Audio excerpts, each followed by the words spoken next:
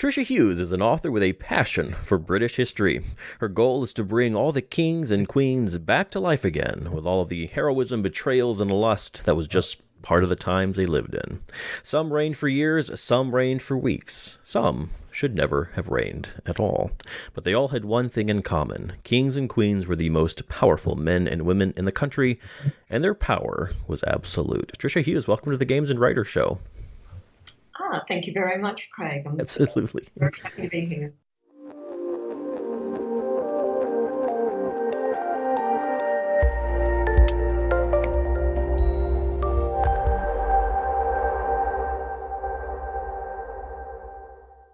So you're a historical novelist. Could you perhaps tell us a bit about your series, or perhaps trilogy would be a better way of describing it?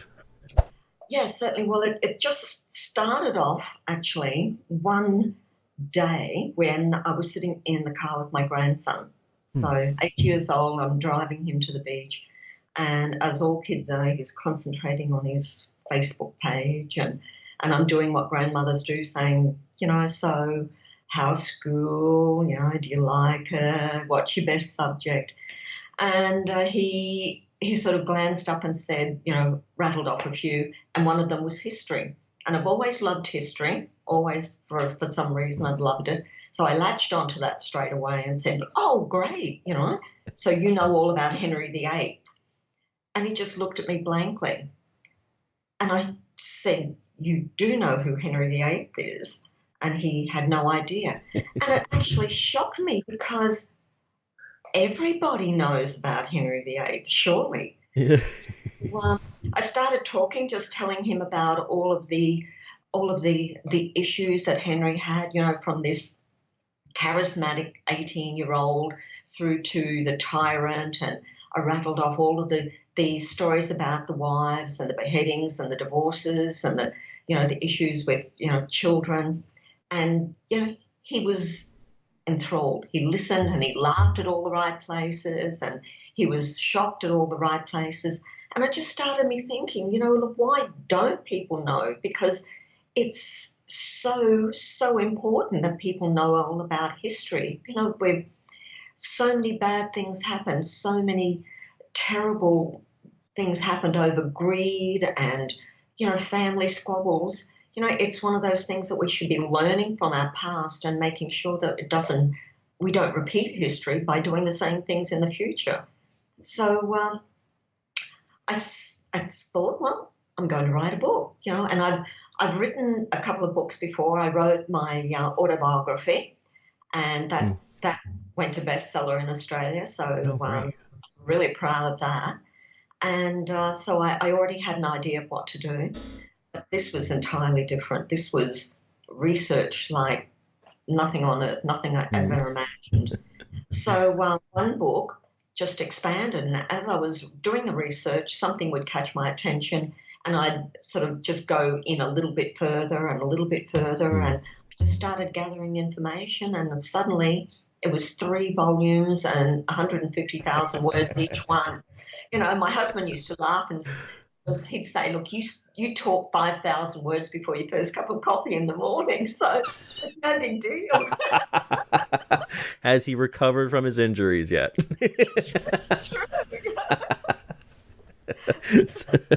Well, you mentioned this in your previous answer, but how relevant is history and a knowledge of history to the issues that we're facing today? Look, I think it's so vital. We have, when you even look at World War I and World War II, we should have learned about what things not to do. World War I was a terrible, terrible family squabble. That's what it was. Family squabble between, Tsar Nicholas and Kaiser Wilhelm and Britain, the 3 cousins. There's the War of the Roses, which was exactly the same thing. It was the cousins all together, a greedy power struggle, a grab over it. And they killed each other off in those times too. We should have been looking at that, we should have been looking at, how to avoid that. I think if Queen Victoria had been alive at the time, she probably would have put a big stop to it. She was a very dominant woman, very powerful, and they all listened to her. This little 5 foot woman wearing a bonnet, and everybody was terrified of this woman.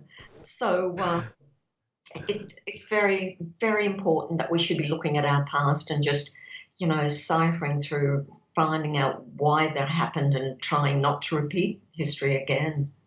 Sure. Well, as a historical novelist, what do you think it is about history specifically that draws you so much to it? I think, it's not just history. When I was at school, it was terribly boring. I learned, Yeah. the Battle of Agincourt, there was Poitiers, there was, battles, different battles in unknown places with unknown kings. And, I had no idea, but I had to learn it because there was a test and I had to know those. So we did, and I didn't see the relevance of what I would be doing in the future with all of this information. But as you get older, it starts to sink in, and it's you start to realize that these people were real life characters. They're not just fictional people in a book. They're real characters, and they had real issues. They had diseases like everybody else. They fought battles. They had issues with children. They were exactly the same. So all of a sudden you realize that these are real life characters, and for me, it was just like being a detective digging through all this information, sifting through it, and finding out all these juicy bits of information. And it can be the saddest of stories. It can be the most gripping of stories. It can be all sorts of information in there. It's a wonderful story all through history, not just Britain. I find British monarchy are a brutal bunch back in the very brutal bunch. There was so many different creative ways that they killed off their relatives. And it was, it's exciting to read. And, that's why I thought, look, instead of writing an academic book, I wanted to make it interesting. And that's what I've done. I've got Australian humour and, I put it in my work. I tried to create a story. Rudyard Kipling once said, if history was written in the form of a story, it would never be forgotten. And that's really very pertinent to what I'm trying to do, because I don't want yet another academic book, where kids look at it and their eyes roll up in their head. I want them to see the juicy parts. I want them to see the knights on their horses. I want them to realise that this is actually what happened. And there's lots of different things in history, like, okay, Richard III, did he kill his nephews? There's all of these mysteries that we haven't solved now. Jack the Ripper, it's another one. So there's so many different interesting things that people can look at these days.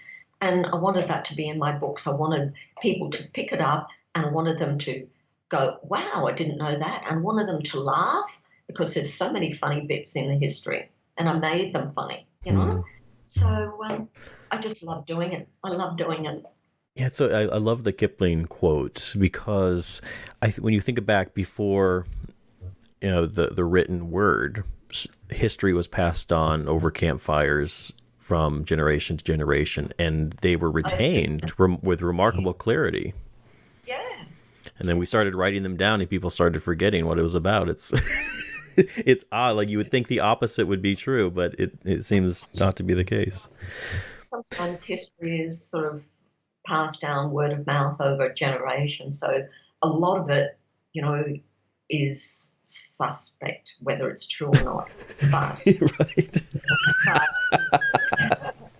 The wind always gets to write the story, don't they? Right. Yeah. It's just that you and I. So we're both history buffs. And I know many people who, like, when first time we mentioned history, and you sort of alluded to this, where their eyes sort of glaze over and they begin searching for the nearest exit. And how do I get out of here? This guy's going to start talking about it. And I guess you kind of did answer this. How can we make this interesting so people who are not naturally drawn to it could get something out of it? Is it just by presenting it in story form, or the characters as real people? As a narrative. Mm. So that's exactly the way I've done. I've tried to give them a character. You know, it's not just what they did and battles that they went to. Like, particularly, here's a good example, James the First. You know, it's a huge part in history. The Stuarts coming down to England. Elizabeth the First was a big part, but James came down and it was a new era. You know, the Tudors had gone, the Stuarts were in, and a lot of historians just talk about this huge big changeover and the different type of rule that it was. And it was different. But I put the character in there, like the physical character of James. He was a very Mm. plain man, you know? He was very plain, Mm.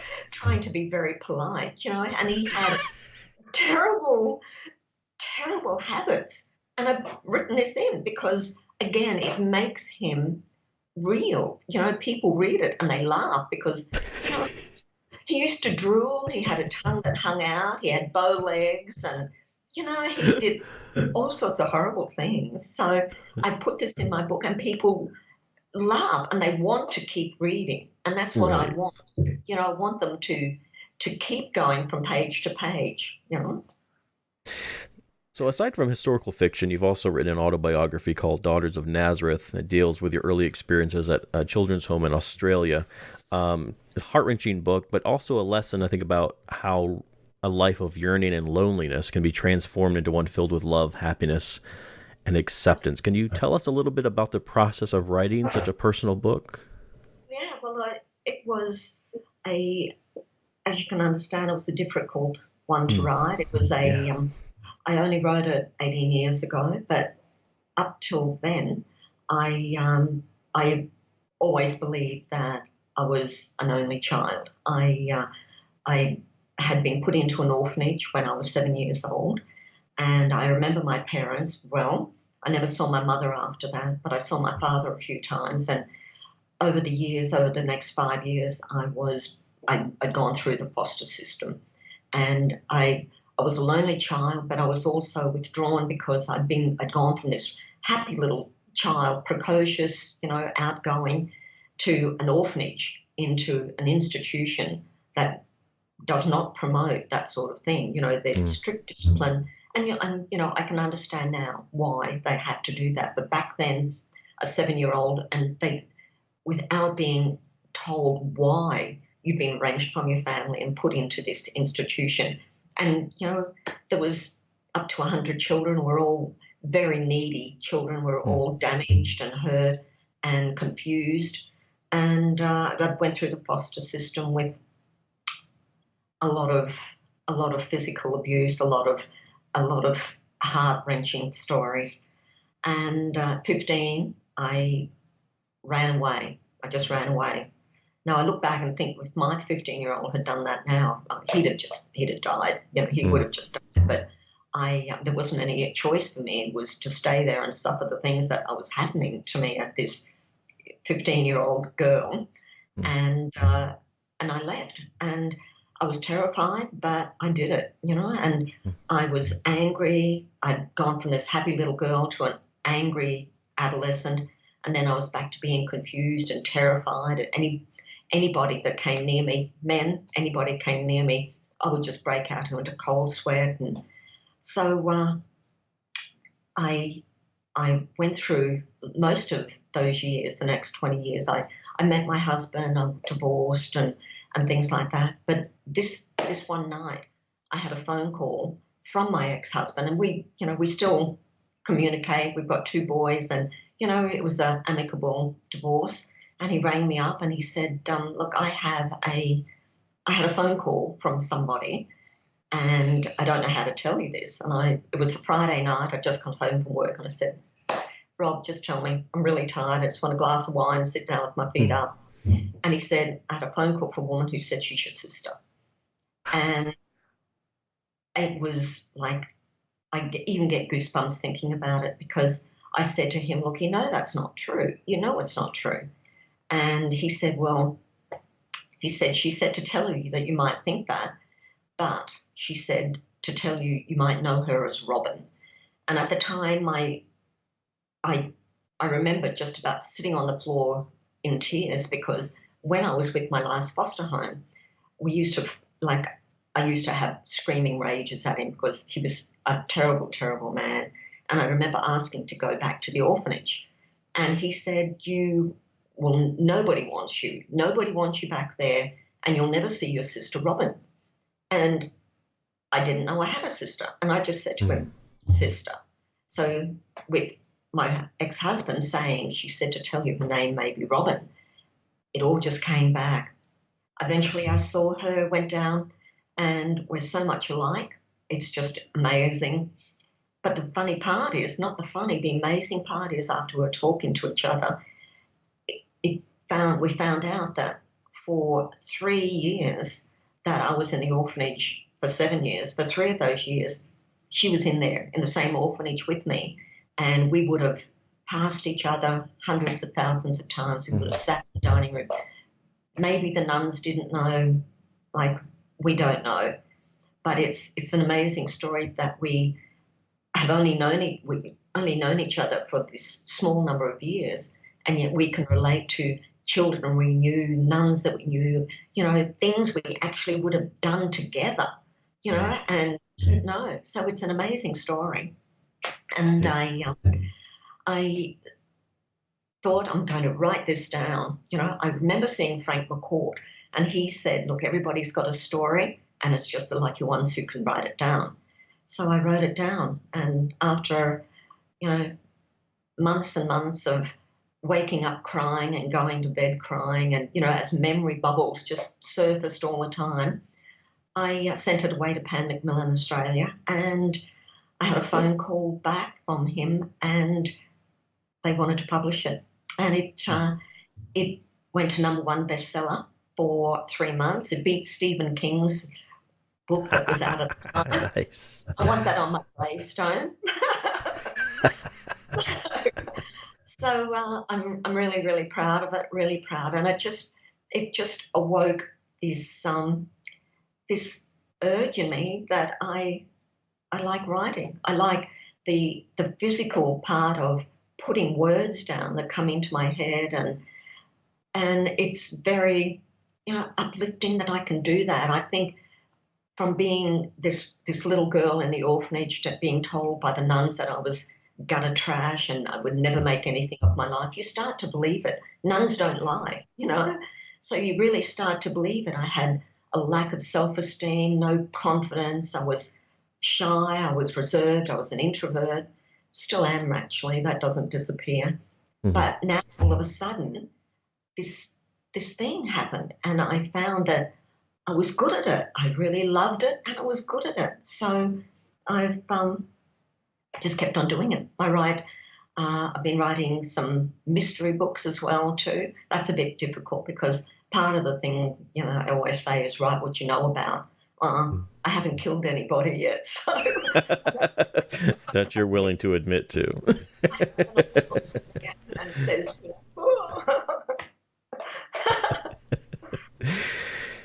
wow. Well, I was talking with someone a couple of weeks ago, and it was somebody who deals with trauma that people have. A therapist, and she was saying that a lot of times it's when people face difficulties similar to what you went through, that they ultimately are at some point faced with two choices. They can either let that destroy them, or they can make something beautiful out of it. And you have clearly done the latter. So that's an incredible thing that you've done. So clearly the book was a difficult one to write. Was it at all therapeutic for you? Amazingly so. As I said, the process was I wrote the first draft. It was 25,000 words, and I sent it away to a few agents, and nobody replied. Just this one woman, and she said, "Look, you've got a fabulous story, but you're 40,000 words too short." And I was like, wow, I'm going to have to develop this stutter because that's the story.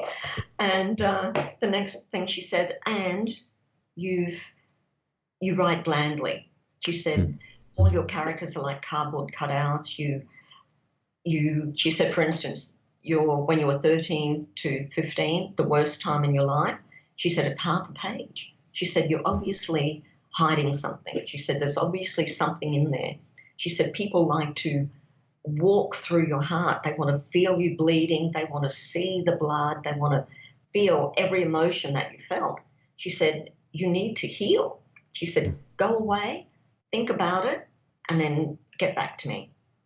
So I was very upset at that. It had taken me 6 months to get this down. So I did. I threw it in the bin and thought, all right then, you want blood? I'll give you blood. So I started thinking. Everywhere I went with a book, writing things down. And my husband would go to work. You know, he'd go away for 3-day trips, and he'd go away and I'd be crying, and he'd come back and I was still crying, and he was really worried about me. But it was the best thing I could have done, because I was an angry person all of those years. I was angry at life, angry at the nuns, angry at my parents, everybody. You know, I just had no choice. I had no control over my life. I was just told what to do. But writing all this down, it put everything into perspective. I was able to understand, look, it wasn't my fault after all. It wasn't their fault. It was just life. You know, it was post-war, he came back, my father came back from the war. He had a lung removed, he had TB, and he died actually when I was in my last foster home, and I didn't even know about it. I didn't know until I had his death certificate after I found out about my sister. So I was able to realise that, well, you know, terrible things happen, and it's, you know, I could have put myself in a corner and thought, well, it's not my fault, you know, this is life, you know, everybody owes me something. But it was my determination to prove the nuns wrong, I think. They told me I was gutter trash, and there was no way they were ever going to win, you know. So it was my determination to overcome this, and you do need to face it. You do need to face all of these demons that are there, and you know that it'll always be there. It's never going to disappear. It's life. It was my past. You know, even now, little things trigger things. I see movies where, you know, little kids are abused, and you know, it still grabs my heart, and it still sort of makes me sort of hold my breath, because, you know, memories don't just disappear. But I'm still able to say, hey, you overcame that, you know, you did fight it, you are a better person, look at you now. And it's helped me so much. So. That's really good to hear. And you have given, and people like you who do face their demons and put them on paper and go into the darkest parts of their own souls to discover these things, really give gifts to the world. So I want to thank you for writing that and being brave enough and courageous enough to do that. I know it must have been, I can only imagine, it must have been a very difficult process. Circling back to your historical series, so there's books 1 and 2 are out. Am I right about that? 2 are out. I just happen to have them. Yes, let's see them. Yes. So that's how beautiful. By Kings to Virgin. Huh? There we are. There's my knight. Oh, wonderful. Lovely. Number 2 was Virgin. Where are we? I think you go the opposite way you think you should go. There we go. There we go. Lovely. Victoria. That one actually received an award in Britain last year. It was voted Best Historical Fiction 2018. Congratulations. So, thank you. I'm really proud of that one. That's Absolutely. Thank you, awesome. James. The person. And your third book. Oh, I'm sorry. Go ahead. Oh, so is that the third one? That's the third one, the last one. And when is that released to the public? That will be released on May 28. Okay. So we're almost there. Got a blog tour happening in the first week in June.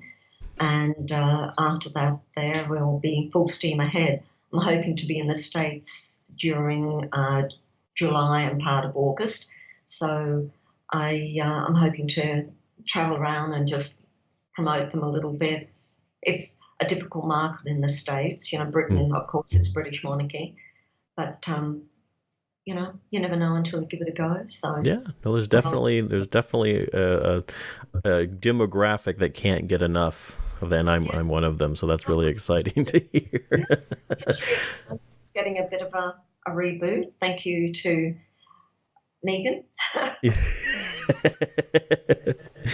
So when you finish a book and you have one that's ready to be released to the public, do you focus on just marketing that book, or do you always have another project going in the background?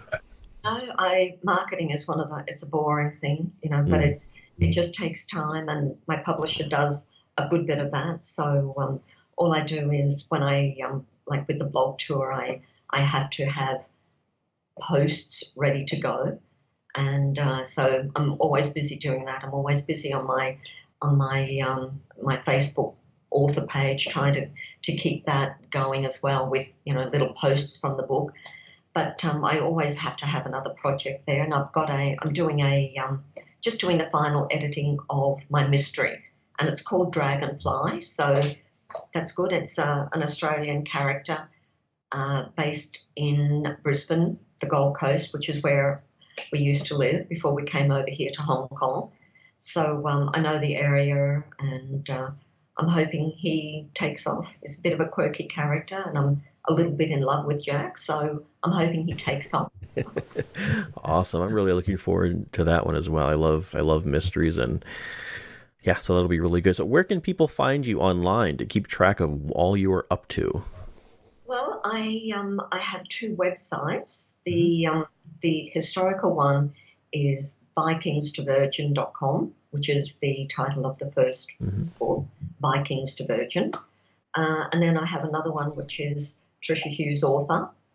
But there's Facebook page, which again is Trisha Hughes Author, and Twitter. I think I try and keep the same thing so it's not too confusing for me more than anything else. I'm thinking, man, how am I today? So if I keep the same one, I'm okay.